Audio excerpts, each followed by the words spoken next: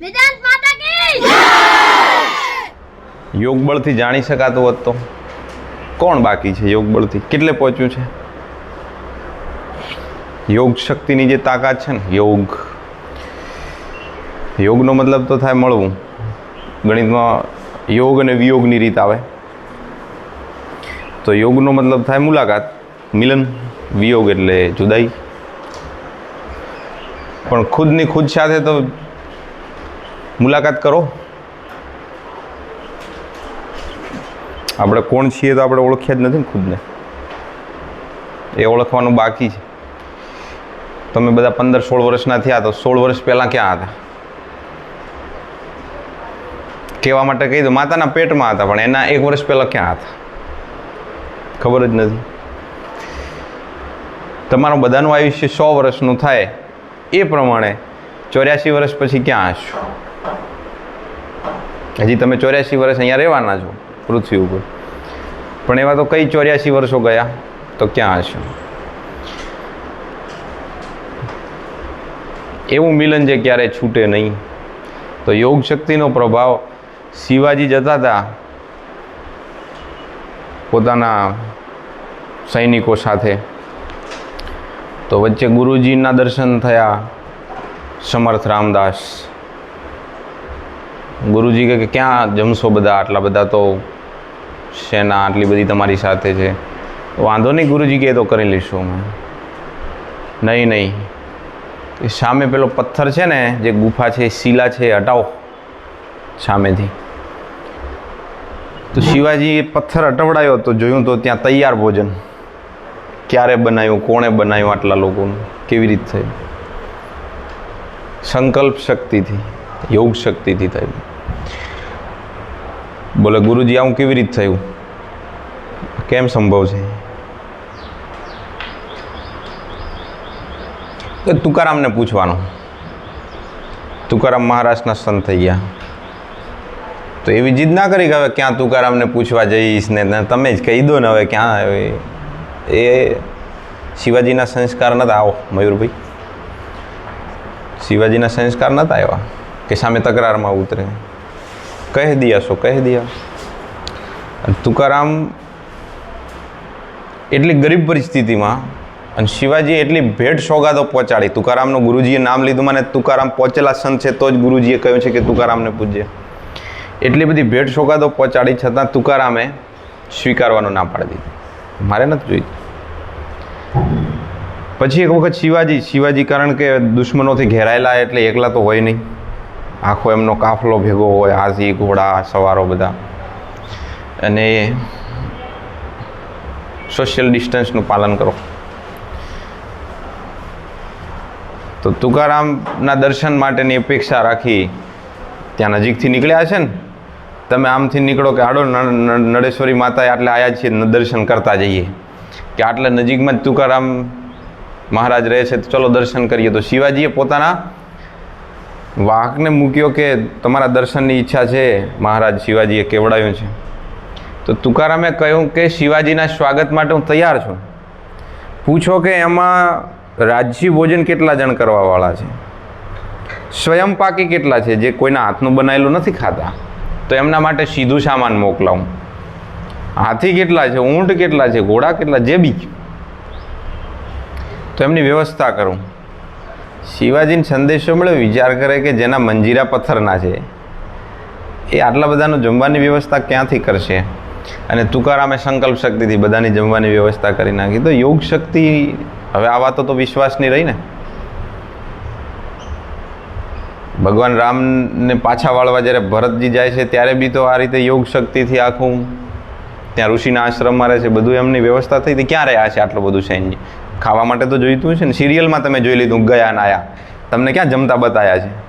નાવા ધોવાની બધી સગવડો હોય તો કેવી રીતે થતી છે? બધો તામજામ લઈને જતા હોય, યા પછી કોઈ ઋષિ પોતાના યોગ સંકલ્પથી પણ આવી રીતે આવકાર દેતા હોય છે. सोचा मैं न कहीं जाऊंगा, यहीं बैठकर अब खाऊंगा, जिसको गरज होगी आएगा, सृष्टि करता खुद लाएगा. સમજાય છે આ વાતો? જીદ કરીને બેસી ગયા સંત કે હું અહીંયાથી ક્યાંય નહીં જાઉં, જેને ગરજ હશે એ આવશે ને મને ખવડાવશે. સૃષ્ટિકર્તાની ઈચ્છા હશે તો ખવડાવશે. એવી ભગવાનથી મસ્તી કરી લીધી. જો હી મન વિચાર વે લાए ત્यों ही दो किसान वहाँ आए दोनों सिर पर बांधे शाफा खाद्य पेय लिए दोनों आता बोले जीवन सफल है आज अर्घ्य स्वीकारो महाराज. बोले संत और पे जाओ जो है तुम्हारा उसे खिलाओ. बोले किसान आपको देखा स्वप्न में मार्ग रात को देखा हमारा कोई संत है हमारा न कोई संत है दूजा આવો ગામ કરે આપકી પૂજા. આવું બધું તો જે સંતને કહે છે કે અમને સ્વપ્નમાં માર્ગ દેખાણો અને તમે અહીંયા કોઈ બેઠા છે સંતને એમને જમાડવાના છે. આવું અમને રાત્રે જ સ્વપ્ન આવી ગયું. પેલા સંત વિચારે છે કે મેં તો સવારે સંકલ્પ કર્યો કે હું તો ક્યાંય નહીં જાઉં, અહીંયા જ કોઈ ખવડાવશે તો ખાઈશ. પણ ભગવાનને ખબર હતી કે આપણા મનમાં નેક્સ્ટ વિચાર શું આવશે, તો એણે પહેલેથી આયોજન કર્યું છે. તમને ખબર છે 1 કલાક પછી તમારા મનમાં શું વિચાર આવશે, 1 મિનિટ પછી શું આવશે ખબર છે? હે? અને આપણે કેટલા મોટા ડંફાસ મારતા હોઈએ છીએ, હું આમ જે હું રાવણનો હું નથી ચાલ્યો. રાવણ આગળ તો આપણી ઓકાત બી શું છે, એટલો વેદોનો જ્ઞાતા. આજના વૈજ્ઞાનિકોની તાકાત નથી. હું તો એ સ્વપ્ન જોઈ અને એના ઉપર કામ કરતો હતો. સંપૂર્ણ દહન, ધુમાડા રહિત અગ્નિ, કેમિસ્ટ્રીમાં સંપૂર્ણ દહન આવે, 100% એનર્જી કન્વર્ટ થવી જોઈએ. આપણે તો ઈંધણ બાળીએ, કેટલી રાખ, કેટલો ધુમાડો, સંપૂર્ણ દહન. સમુદ્ર ખારો છે અને મીઠો કરવાનું આયોજન હતું. જો સમુદ્ર મીઠો થઈ જાય તો પાણીની સમસ્યા પહેલી. પાણી છે આપણે કહીએ ને 3 ભાગની જમીન છે, પાણી ક્યાં છે? તો સ્વર્ગની કે જો સ્વર્ગ છે તો એની સીડીઓ બનાવી શકે, લોકો સશરીર જઈ શકે. બાકી મર્યા પછી તો કોઈ જાય છે રામ જાણે. નારાયણ નારાયણ. આવવાના હતા એ બધા આવી ગયા હશે એવું માનીએ. સત્સંગ પૂરો થાય ને હવે આપણો મૂળ સત્સંગ કરીએ. ફ્લક્સ વિશે તમે ભણેલા છો, મોટું મોટું યાદ કરો થોડુંક. તમે સ્ટેપ બાય સ્ટેપ ચાલો. આ પાઠનું નામ છે ને જે વિદ્યુત ભાર, એનો સિમ્બોલ આપણે આપ્યો છે ક્યુ. આ વિદ્યુત ભાર જ્યાં હોય એની આસપાસ બીજા અન્ય કોઈ વિદ્યુત ભાર ઉપર બળ લગાડે. એ જે બળ લગાડવાની ક્રિયા છે એની પાછળનું કારણ છે એની આજુબાજુની એની ફિલ્ડ, એનું ક્ષેત્ર. એનું નામ આપણે આપ્યું વિદ્યુત ક્ષેત્ર ઈ. આ વિદ્યુત ક્ષેત્ર દર્શાવવા માટે આપણે લાઈન દોરી. એને આપણે નામ આપી દીધું વિદ્યુત ક્ષેત્ર રેખાઓ, ઇલેક્ટ્રિક ફિલ્ડ લાઇન્સ. આ ક્ષેત્ર રેખાઓની જેટલી સંખ્યા વધારે હોય કોઈ આડછેદમાંથી પસાર થતી, એટલું ફ્લક્સ વધારે હોય. એનું આપણે નામ આપી દીધું ફાઈ. સમજાણું? વિદ્યુત ભારનું વિદ્યુત ક્ષેત્રની રેખાઓ જેટલી વધારે કે ઓછી એટલું ફ્લક્સ વધારે કે ઓછું. મને આ સંખ્યા છે, ફ્લક્સ છે એ સંખ્યા છે. અને આ ફાઈનું સૂત્ર આપણે મેળવ્યું હતું સદિશ ઈ ડોટ સદિશ એ અથવા એસ, સરફેસ. અને ડોટ ગુણાકાર છે તો તમે આને શું લખી શકો છો? ઈ એ કોસ થીટા. થીટા છે એ ક્ષેત્રફળ સદિશ અને વિદ્યુત ક્ષેત્ર વચ્ચેનો ખૂણો છે. અથવા તો આ લેક્ચર તમારે રિપીટ કરી લેવાનું, તો ફ્લક્સ વિશેની બધી માહિતી મનમાં રહેશે. આ ફ્લક્સ ક્યારે ધન હોય? જ્યારે ક્ષેત્ર રેખાઓ અંદર કોઈ વિદ્યુત ભાર હોય. આ બંધ પૃષ્ઠ છે અને એમાં ધન ચાર્જ છે અને ક્ષેત્ર રેખાઓ બહાર નીકળી જાય તો પછી આ ફ્લક્સ છે એ ધન હશે. જો ક્ષેત્ર રેખાઓ અંદર જતી હશે, આ ધન છે એવો કોઈ પૃષ્ઠ વડે ઋણ વિદ્યુત ભાર ઘેરાયેલો હોય, ક્ષેત્ર રેખાઓ અંદર જતી હોય તો આ ફ્લક્સ છે એ ઋણ હશે. જો કોઈ એવું સરફેસ છે કે જેમાં જેટલી ક્ષેત્ર રેખાઓ દાખલ થાય છે એ બધી બહાર નીકળી જાય છે તો ફ્લક્સ શૂન્ય હશે. આનો અર્થ એવો થયો કે ફ્લક્સ 3 ટાઈપનું હોય છે, ધન, ઋણ અને શૂન્ય. અને ખૂણાના આધારે આનું મૂલ્ય બદલાતું રહે છે. આવી બેઝિક જાણકારી આપણને છે એવું માનીને આપણે આજનો મહત્વનો મુદ્દો શરૂ કરીએ. એ મુદ્દો છે, ભલે લખેલું જો નથી કાઢવું. ક્વેશ્ચન છે ગોસનો નિયમ સમજાવો. મને કોઈએ પ્રશ્નો કર્યા હતા યા કર્યો તો ખબર નહીં કે માર્ક્સ કેટલા હોય છે આ થિયરીઝના જે લેક્ચર્સ આવે છે એમાં.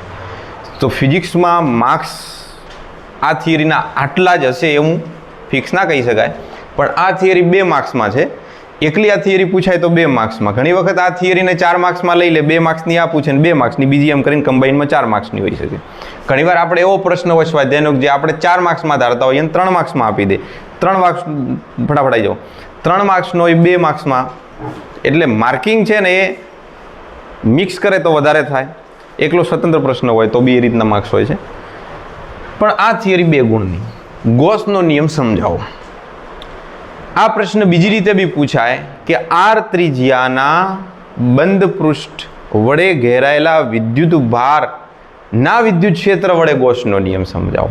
આટલો લાંબો પણ પ્રશ્ન હોઈ શકે. ખેર, મૂળ આ ગોસનો નિયમ. હવે આ ગોસ છે એ કોણ છે?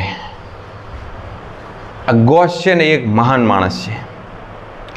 કેટલાક લોકો એવા છે કે જેમણે આપણને એટલા સરસ સિદ્ધાંત આપી દીધા છે, જેમાં તમે ઇમ્પ્રેસ થવા જુઓ. ખાસ તો પહેલાં એવોગેડ્રોથી. એવોગેડ્રોએ જે નંબર આપ્યા છે તમે જુઓ તો દરેક માટે સિમિલર, દરેક માટે સેમ નંબર મળે. ગોસે કોઈ નંબર નથી આપ્યા. પણ ગોસ છે ને એ 2 ફિલ્ડ આપણને સમજાવે છે. એક આવે છે વિદ્યુત ક્ષેત્ર, બીજું આવશે ચુંબકીય ક્ષેત્ર.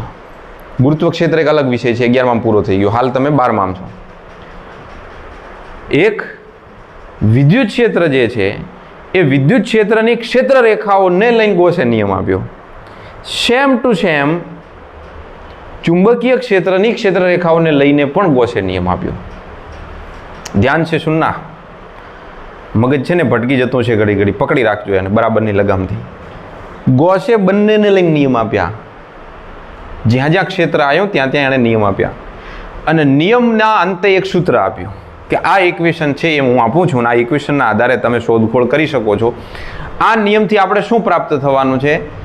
આપણે કોઈ પૃષ્ઠ હશે જે બંધ હશે. કેવું હોવું જોઈએ? બંધ હોવું જોઈએ. કોઈ દરવાજો હોય નહીં, ખુલ્લો રાખવાનો નથી દરવાજો, એને બંધ રાખવાનું છે, ક્યાંય બહાર આવવા જવાની જગ્યા ના રહે એમ.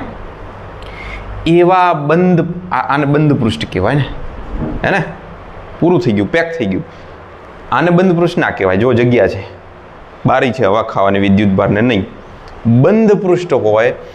આવા બંધ પૃષ્ઠ સાથે સંકળાયેલું વિદ્યુત ક્ષેત્ર શોધવા માટે એક તો આ નિયમ બહુ ઉપયોગી છે ઇલેક્ટ્રિક ફિલ્ડ માટે. અને બીજું, કેટલો વિદ્યુત ભાર છે એ પણ શોધી શકો છો તમે, અને બહુ સરળતાથી શોધી શકો છો. કારણ કે આના પર તો કેટલા વિદ્યુત ભારો હોય સપાટી ઉપર પડે, આપણે કેમ શોધશું? અંદર કેટલા વિદ્યુત ભારો કેમ શોધશું? તો એના માટેનો આપણે કાલની વાતનું લેક્ચર જે છે કે વિદ્યુત ભારોની રેખીય ઘનતા, પૃષ્ઠ ઘનતા, કદ ઘનતા, અને હવે ગોસનો નિયમ. તો સાથીઓ, આ ગોસના નિયમમાં તમારે સારામાં સારું અને એકદમ આસાન રહે એવું પૃષ્ઠ લેવાનું, ને એ છે આવું ગોળ પૃષ્ઠ. ચોરસે લઈ શકો છો અને યાદચ્છિક આકારનો ઠીકઠાક ગમે એવું વાંકું ચૂંકું લઈ શકો છો બંધ પૃષ્ઠ. પણ આપણે આવું લીધું છે કારણ કે એનો એરિયા શોધવામાં આપણને સરળતા રહે. આ બંધ પૃષ્ઠની ત્રિજ્યા ધારો કે છે R. આ છે એનું કેન્દ્ર, અને કેન્દ્ર ઉપર એક ધન વિદ્યુત ભાર Q મૂક્યો છે. આ બંધ પૃષ્ઠને Q વિદ્યુત ભારના કારણે કેટલું ફ્લક્સ છે? તો બધી દિશામાં બહારની તરફ વિદ્યુત ક્ષેત્ર રેખાઓ નીકળી રહી છે. હું દોરતો નથી, તમે સમજી જાઓ. વિદ્યુત ક્ષેત્ર કેવું છે? ધન વિદ્યુત ભાર હોવાથી જો ત્યાં લખ્યું એમ બહારની તરફ છે. અને બહારની તરફ આ જગ્યાએ વિદ્યુત ક્ષેત્ર જો હું બતાવું તો વિદ્યુત ક્ષેત્ર આ દિશામાં છે. જો આ જગ્યાએ બતાવું તો વિદ્યુત ક્ષેત્ર આ દિશામાં છે. આ જગ્યાએ બતાવીએ તો વિદ્યુત ક્ષેત્ર આ દિશામાં છે. મને સપાટીને લંબરૂપે છે વિદ્યુત ક્ષેત્ર, પરપેન્ડિક્યુલર છે. તો આખા પૃષ્ઠ સાથે સંકળાયેલું ફ્લક્સ શોધવું હોય તો કે એમને એમ ના શોધાય. તમે સપાટી ઉપર નાના નાના ખંડ કલ્પો.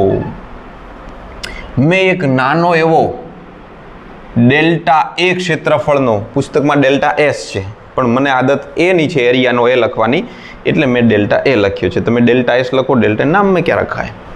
ડેલ્ટા એ ક્ષેત્રફળ વાળો એક વર્તુળાકાર સૂક્ષ્મ ખંડ કલ્પો, અને આમાંથી પસાર થતું તમારે ફ્લક્સ શોધવું છે. તમે ચાહો તો આ રીતે હું બતાવી શકો છો જે પહેલાં બતાવતા હતા, પણ એની કોઈ ખાસ આપણે જરૂર નથી. અચ્છા, કે આવો એક ખંડ છે, આ R છે, તમે અહીંયા બી બતાવી શકો છો. આ જગ્યાએ બતાવવું એવું બી નહીં. તમને ત્રિજ્યાને બધું મિક્સ થતું દેખાતું હોય તો અલગ જગ્યાએ બતાવવાનું. બસ ફ્રી માઇન્ડ રાખવાનું કે ફિઝિક્સમાં આવી જ આકૃતિ આમ જ બતાવી છે તો સાચી ખોટી એવું નહીં. તમે સમજણ શું પ્રાપ્ત કરી છે એના આધારે ફિગર બનાવો કે આ જગ્યાએ વિદ્યુત ક્ષેત્ર મેં આ દિશામાં બતાવ્યું છે ને અહીંયા એક નાનો એવો ખંડ છે. આ નાનો એવો ખંડ આટલો, જેનું ક્ષેત્રફળ આપણે ધાર્યું છે ડેલ્ટા એ અથવા ડીએ બી કહી શકો છો. આની સાથે સંકળાયેલ ફ્લક્સ શોધવા માટે થોડુંક કામ કેવું કરીશું કે એક તો આપણે ફાઈ વાળો નિયમ જાણીએ છીએ ઈ એ, એમાં ઈ બરાબર કે ક્યુ ભાગ્યા આર સ્ક્વેર. એક ક્ષેત્રફળ આપણે ધારી લીધું છે અને થીટા કેટલો છે કે 90 ડિગ્રીનો છે અને કોસ 90 1 થશે, કોસ 90 0 થશે. પણ સપાટી સાથેનો ક્ષેત્રફળ સદિશ 0 થશે, મારી ભૂલ થાય. ક્ષેત્રફળ સદિશ સાથે ખૂણો કેટલો થાય છે 0, કારણ કે ક્ષેત્રફળ સદિશ તો આ મારી હથેળી છે, એનો ક્ષેત્રફળ સદિશ આમ રહેવાનો, તો આનો ક્ષેત્રફળ સદિશ આમ રહેવાનો. તો વિદ્યુત ક્ષેત્ર અને ક્ષેત્રફળ સદિશ વચ્ચે 0 ડિગ્રીનો ખૂણો થઈ ગયો. સપાટી સાથે 90નો, આપણે તો ક્ષેત્રફળ સદિશ સાથેનો ખૂણો બનાવો. તો ક્ષેત્રફળ સદિશ આ દિશામાં ડેલ્ટા સદિશ એ અને વિદ્યુત ક્ષેત્રફળ એ જ દિશામાં, બંને એક જ દિશામાં છે. તો આ સૂત્ર પરથી કંઈક ફાઈ આપણને મળશે, એ આપણે શોધવું છે. શરૂઆત કરીએ. આકૃતિ મુજબ આર ત્રિજ્યાના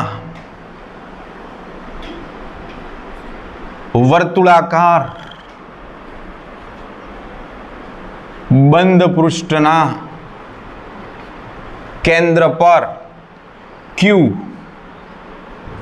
ધન વિદ્યુત ભાર રહેલો છે. આ પૃષ્ઠ સાથે સંકળાયેલ ફ્લક્સ મેળવવા માટે સપાટી પર અંદરથી પોલો છે, પોલો છે, પોલામાં ખબર પડે કાંઈ નથી, ડેન્સિટી છે જ નહીં. સપાટી પર ડેલ્ટા એ ક્ષેત્રફળનો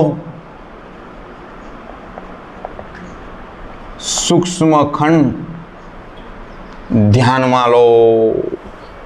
તો હવે આ સૂક્ષ્મ ખંડ જે ધ્યાનમાં લીધો છે આટલો, એની સાથે સંકળાયેલ ફ્લક્સ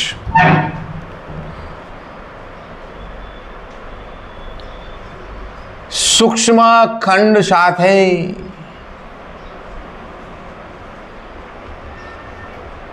સંકળાયેલ ફ્લક્સ ફાઈ બરાબર ઈ ડેલ્ટા એ, એની જગ્યાએ શું લખ્યું ડેલ્ટા એ.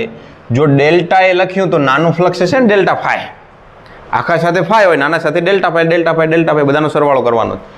તો E delta A cos theta. અચ્છા, થીટા બરાબર કેટલા છે 0 ડિગ્રી છે. ડેલ્ટા એ ડેલ્ટા એક જ દિશામાં છે. તો આપણને જવાબ મળ્યો છે ડેલ્ટા ફાઈ બરાબર ઈ ડેલ્ટા એ. સમીકરણ 1. આવા બધા જ ખંડોનો સરવાળો કરવાનો.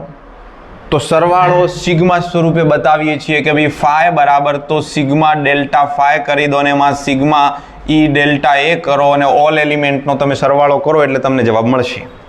અને શું જવાબ મળે એ બી કહી દઉં. આ ઈ છે તો જેટલું હશે એટલું જ રહેવાનું છે, અને અંદર ડેલ્ટા એ એટલે કુલ ક્ષેત્રફળ, એટલે કે એને કહીશું તમે એ એટલે એરિયા. કોનો? પેલા ગોળાનો. પણ હું સિગ્મા કરતા સંકલનને વધારે ઈચ્છું છું. અને તમે કહેશો કે આવા બધા જ ખંડ સાથે સંકળાયેલ flux phi is equal to સંકલનમાં D phi is equal to E dot DA. ના ખબર પડી, બિલકુલ ખબર ના પડી. બધા કેવા થઈ ગયા? મૂર્જાઈ ગયા. ભાઈ ડેલ્ટા એ ટેન્સ ટુ 0 લઈ લો ડેલ્ટા ફાઈ ટેન્સ ટુ શું થઈ જશે ઓટોમેટિકલી 0. ડેલ્ટા એ ટેન્સ ટુ 0 અને ડેલ્ટા ફાઈ ટેન્સ ટુ 0 મતલબ તમે જ્યાં ડેલ્ટા એ લખો છો એને તમે ડીએ લખી શકો છો. કેપિટલ રાખો સ્મોલ રાખો શું ફરક પડે છે.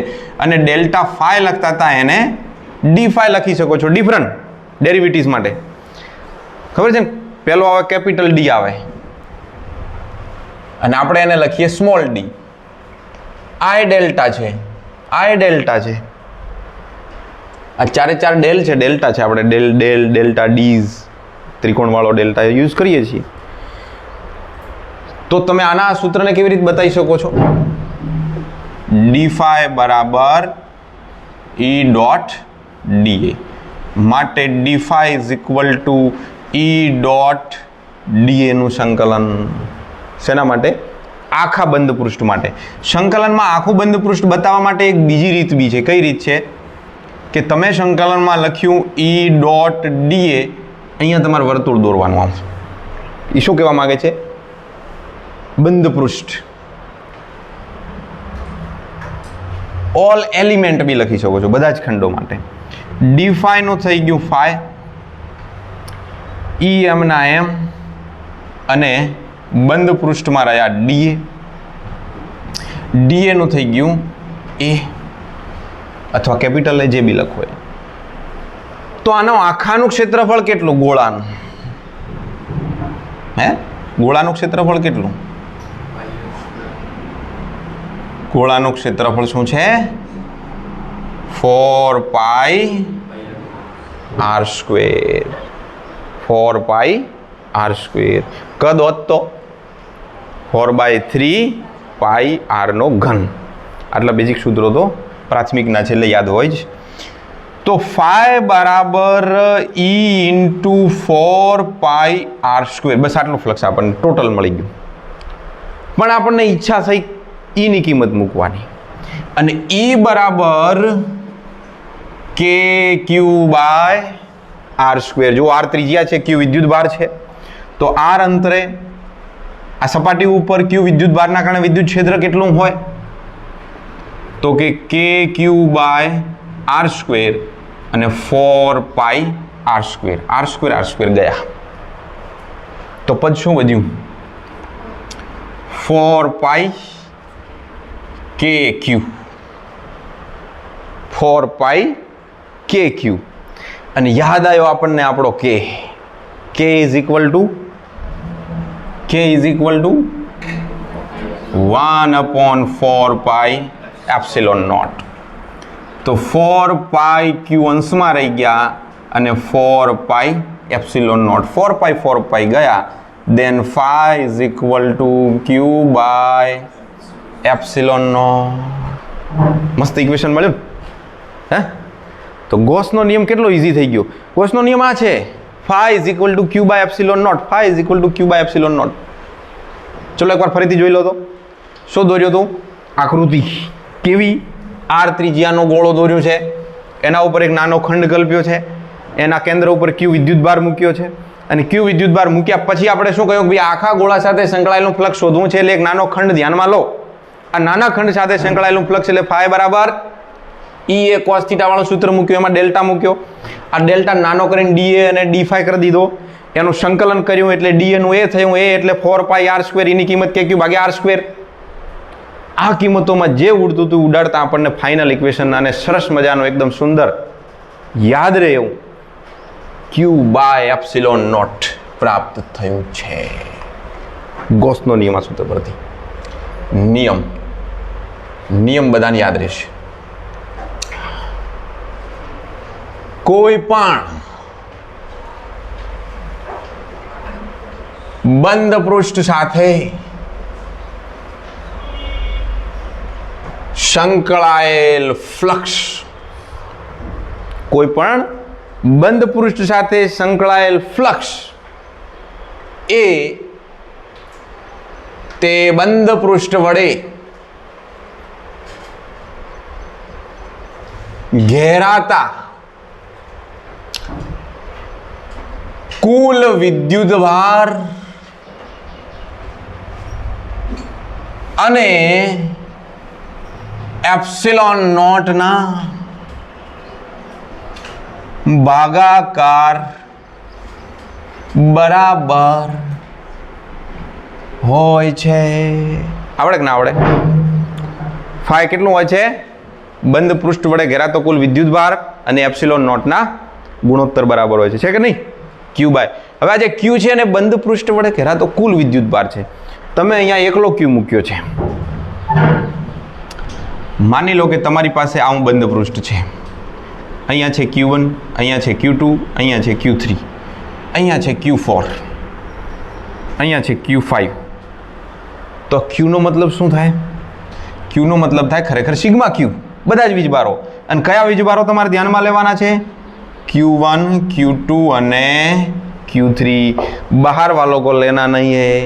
घूषणखोरों ने दूर રાખો, दूर રાખો. समझ में आ रहा है? તો Q1, Q2 અને Q3 વડે જ આપણે ફ્લક્સને દર્શાવવાનું છે. આ Q છે એનો મતલબ Q1 વત્તા Q2 વત્તા Q3 છે. અચ્છા ये बताओ 2Q છે અને -Q છે, કેટલું ફ્લક્સ હશે? ફાઈ બરાબર કેટલું હશે? Q by epsilon naught. કારણ કે બંનેનો સરવાળો કરવાનો, 2Q -Q તો Q જ છે. આ યાદ આવ્યા તમને? -Q અને +Q બે વિદ્યુત ભારો છે. બોલો ફ્લક્સ કેટલું છે આનું? દિશાનું બટાકું, કાંઈ જ નહીં હોય. ડાયપોલ છે ને, ડાયપોલનો કુલ વીજભાર કેટલો? 0. જેને વીજભાર જ નથી કુલ, એનું ફ્લક્સ હોઈ શકે નહીં. આઈ હોપ કે તમને આ નિયમ તો હવે કદી ના ભૂલાવવો જોઈએ. આટલો આ રીત તો તમારે માર્ક્સ મેળવવા છે, તો જ્યારે તમારે MCQ સોલ્વ કરવા છે, દાખલા ગણવા છે, ત્યારે આટલું હાલ પૂરતું ઇનફ છે. ચલો લખી દો. એક્સ્ટ્રામાં લઉં બીજું થોડું.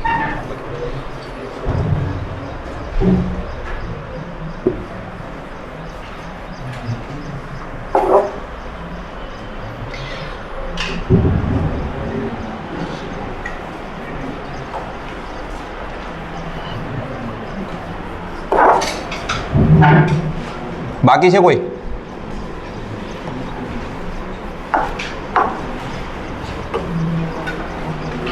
જ્યારે ફ્લક્સ વિશે ભણ્યા ત્યારે કેટલો કોની સાથે ફ્લક્સ હોય એ તો આપણે જોયું હતું, પણ છતાં એક પ્રેક્ટિસ રૂપે પ્રશ્ન લઈએ. આ ટાઈપનો એક્ઝામ્પલ બી છે અને અગાઉ બી પ્રેક્ટિસ થઈ હતી, ફરી એકવાર પ્રેક્ટિસ થઈ જાય. ઢોલ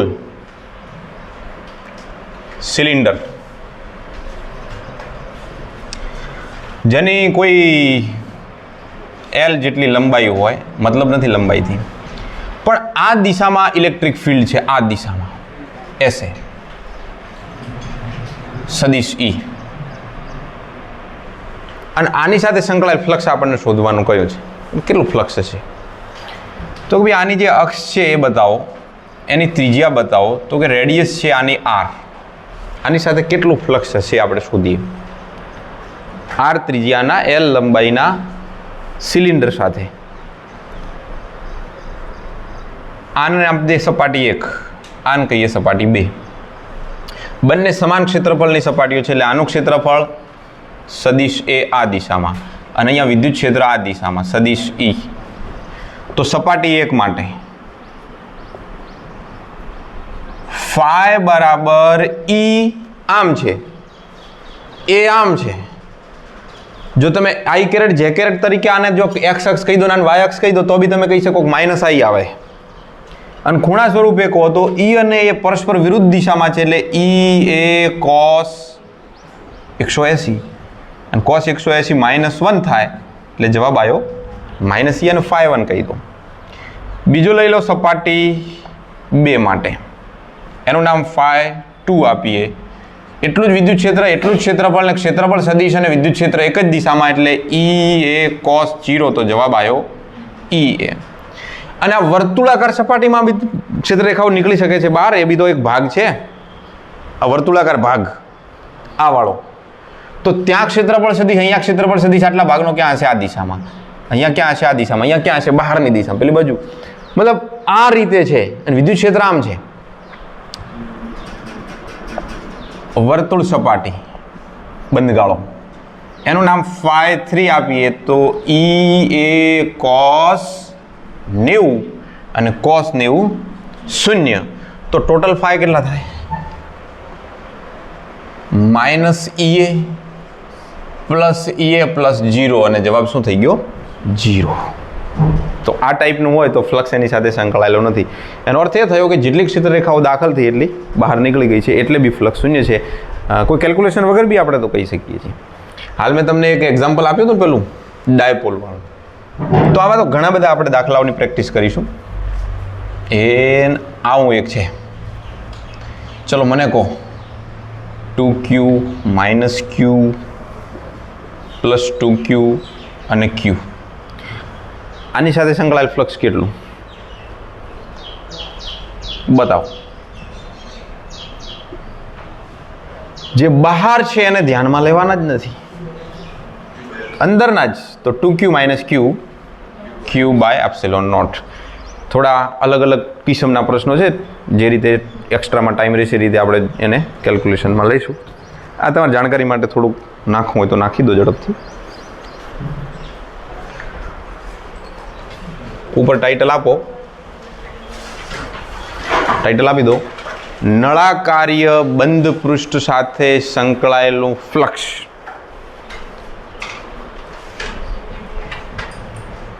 નળાકાર્ય બંધ પૃષ્ઠ સાથે સંકળાયેલું ફ્લક્સ ગોસના નિયમથી મેળવવું.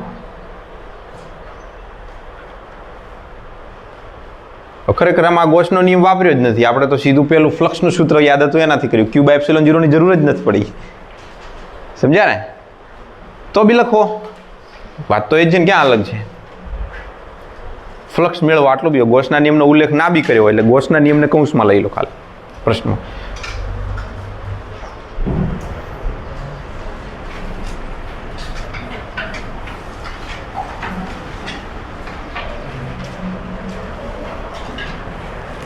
હમણાં તમે આ જોયું કે આ થાય આવું થાય. હવે જો આની અંદર કુલ વિદ્યુતભાર છે Q, અને હાલ જે અહીંયા સિલિન્ડર હતું એની અંદર કુલ વિદ્યુતભાર કેટલો હતો?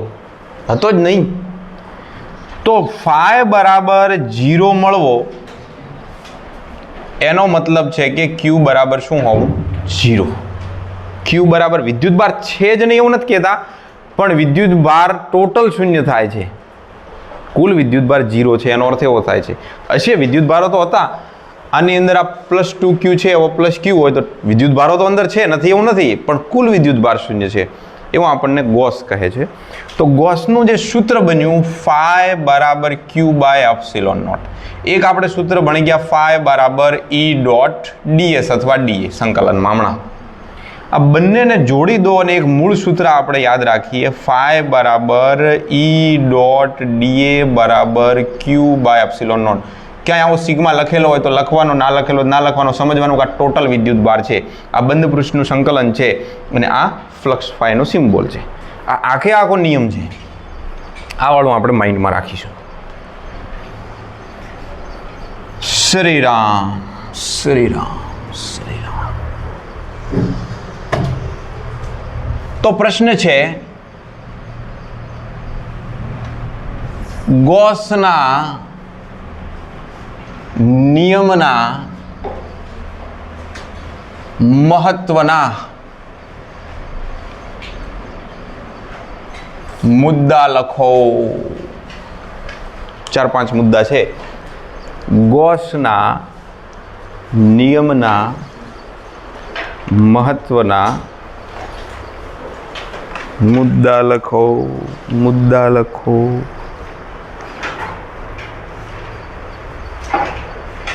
જે ગોસનો નિયમ ભણ્યામાં આપણે શું સમજવાનું છે?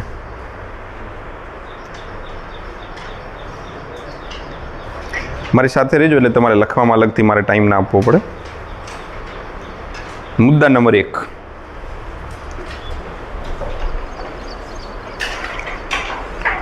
ગોસનો નિયમ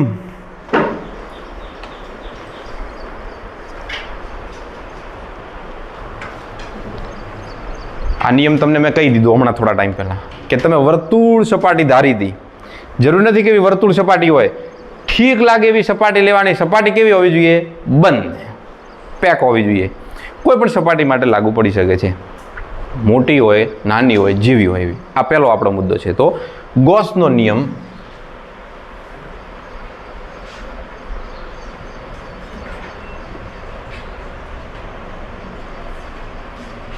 કોઈ પણ આકાર કે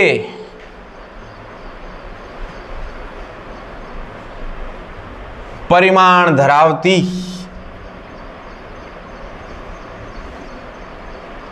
બંધ સપાટીને લાગુ પડે છે. ગમે તેવડી સાઈઝ હોય, ગમે તેવો દેખાવ હોય, ગોસનો નિયમ લાગુ પડશે.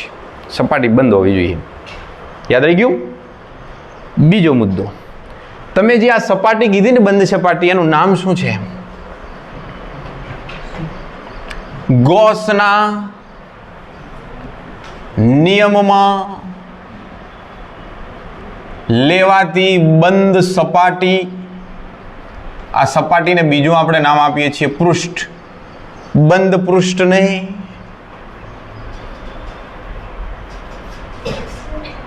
ગોસિયન પૃષ્ઠ કહે છે. ગોસિયન પૃષ્ઠ કહે છે. ભાઈએ પોતાના નામ ઉપરથી યાદગીરી બનાવી છે. ગોસિયન સરફેસ, ગોસિયન પૃષ્ઠ, ગોસના નિયમ ઉપરથી. તો બે મુદ્દા તો એકદમ સહેલા છે. પહેલો મુદ્દો કોઈ પણ આકાર પરિમાણ માટે લાગુ પડશે. બીજો મુદ્દો આ સપાટીને ગોસિયન સપાટી કહે છે. ના આવડતો એટલે આપણે ઓઠ એમ કરવાના, ખાલી ગુરુજીને એમ લાગે કંઈક તો કહે છે. આવડતું તું? આજે તો તારું નામ નહીં લઉં. નંબર 3. હા, ગોસનો નિયમ. પહેલા સંમિત લખતો તો શબ્દ પાછા લઈ લઉં.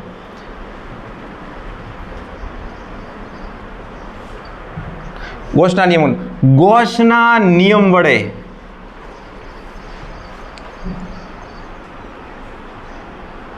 સંમિત એટલે સિમેટ્રિકલ, એકદમ બધે સરખી રીતે પથરાયેલા હોય વિદ્યુત ભારો. સંમિત વિદ્યુત ભાર વિતરણનું વિદ્યુત ક્ષેત્ર સરળતાથી શોધી શકાય છે. સંમિત વિદ્યુત ભાર વિતરણનું વિદ્યુત ક્ષેત્ર શોધવામાં આ ભાઈ ઉપયોગી નીવડ્યા. કેવી રીતે ઉપયોગી નીવડ્યા? તો કે E ડોટ dA બરાબર Q/ε0 અથવા E ઇન્ટુ A બરાબર Q/ε0, એનો જ સૂત્ર છે. તો તમારે E શોધવા હોય તો અહીંયાથી શોધી શકો છો. E ને કરતો બનાવો. ચોગડે 4. ચોથો, ગોસના નિયમમાં જે સમીકરણ છે phi બરાબર Q/ε0, આ સૂત્ર છે ને. ગોસના નિયમમાં વિદ્યુત ભાર Q એ સપાટી વડે ઘેરાયેલ કુલ વિદ્યુત ભાર છે, જે સપાટીમાં ગમે તે સ્થાને હોઈ શકે છે. એવી કોઈ ફિક્સ ખુરશી એના માટે નથી ફાળવી તારે આ જગ્યાએ જ રહેવાનું, તો અમે તને ગણીશું Q/ε0 માં, બાકી નહીં. બંધ પૃષ્ઠ હોય ને એમાં ગમે ત્યાં Q પડ્યો હોય, પણ અંદર હોવો પડે. તમે હજી સમજ્યા નથી વાતને, હું તમને વાત કરું છું. ટાઢું ખાતું છે આપણું.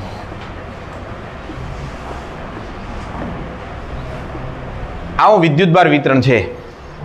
હવે ગોસનો નિયમ શી રીતે લાગુ પાડવો આપણા ઉપર છે. જાળવીને ચૂપચાપ આવું એક પૃષ્ઠ બનાવી દેવાનું. આમને ડિલીટ મારો, આટલા વડેનું ફ્લક્સ પ્રાપ્ત કરી લીધું તો આટલા એરિયાનો આપણને ફ્લક્સ મળી જશે. સમજ્યા તમે? આ સપાટી કોણે કલ્પી? મેં કલ્પી. મારી ઈચ્છા, મારે આવી લેવી હતી, પણ ચિયોક દોઢેશ્વર આવ્યો અને એણે આવી સપાટી કલ્પી, લેવાને દેવા વગરની. તો સાચો, બિલકુલ સાચો છે. પણ હવે એની આખી જિંદગી આનું ક્ષેત્રફળ શોધવામાં જતી રહેશે, કારણ કે આપણા સૂત્રમાં ક્ષેત્રફળ બી તો જોઈશે. અને હું તો ફટાક લઈને 4πr² કરીને જતો રહીશ. અને ઓલા ઊભા ગોતતા છે, આટલું આટલું આગળનો ભાગ છે પાછળ, કારણ કે બંધ પૃષ્ઠ છે એટલે સપાટી આગળ બી તો હશે, ઢંકાયેલી હશે. 3D માં સમજો ને તમે. પણ પાંચમો મુદ્દો શું કહે છે ખબર છે? પાંચમો મુદ્દો એવું કહે છે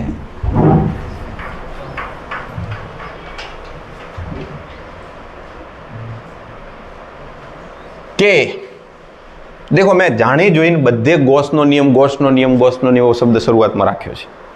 જાણી જોઈને બધે પહેલા ગોસનો નિયમ શબ્દ નથી આવતો, છતાં વિદ્યાર્થીને યાદ રાખવામાં ઈઝી રહે એટલા માટે. ગોસના નિયમમાં સપાટી એવી પસંદ કરવામાં આવી હોય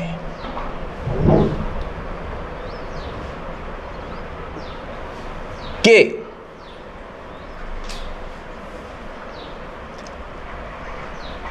કેટલાક વિદ્યુત ભાર સપાટીની અંદર હોય અને કેટલાક બહાર હોય, તો સૂત્ર છે E.dA સદિશ ફોર્મમાં લેવું હોય તો છૂટ છે Q/ε0 સમીકરણમાં. રૂક જાઓ, લીખના બંધ કરો. એવી સપાટી તમે પસંદ કરો. હમણાં મેં કરી હતી ને, થોડાક વિદ્યુત ભારો બહાર રહી ગયા હતા, થોડાક અંદર હતા. એવી સપાટી પસંદ કરવામાં આવી હોય કે કેટલાક વિદ્યુત ભારો અંદર હોય કેટલાક બહાર હોય, તો આ સૂત્ર છે. આ સૂત્રમાં વિદ્યુત ક્ષેત્ર છે. કાન બંધ કરવાની સિસ્ટમ તો નથી, દિમાગ બંધ થતું હોય તો ખોલી નાખો. સાચે કહું છું, વિદ્યુત ક્ષેત્ર જે છે એ બધા વિદ્યુત ભારોનું બારે હોય કે અંદર હોય, પણ ઓલો ક્યુ છે એ માત્ર ને માત્ર અંદરના વિદ્યુત ભારો. યાદ રહી ગયું? વિદ્યુત ક્ષેત્ર કોના કારણે? જેટલા હોય એટલા. હા ને બધા પ્લસ પ્લસ પ્લસ માઇનસ એ હોય છે કે આપણને પ્લસ દોરવામાં મજા આવે, વધારે ઇંક વપરાય તોય. આટલા બધાનું વિદ્યુત ક્ષેત્ર ઈ, પણ ક્યુ કયા? માત્ર અંદરના. ક્યુ કયા? માત્ર અંદરના.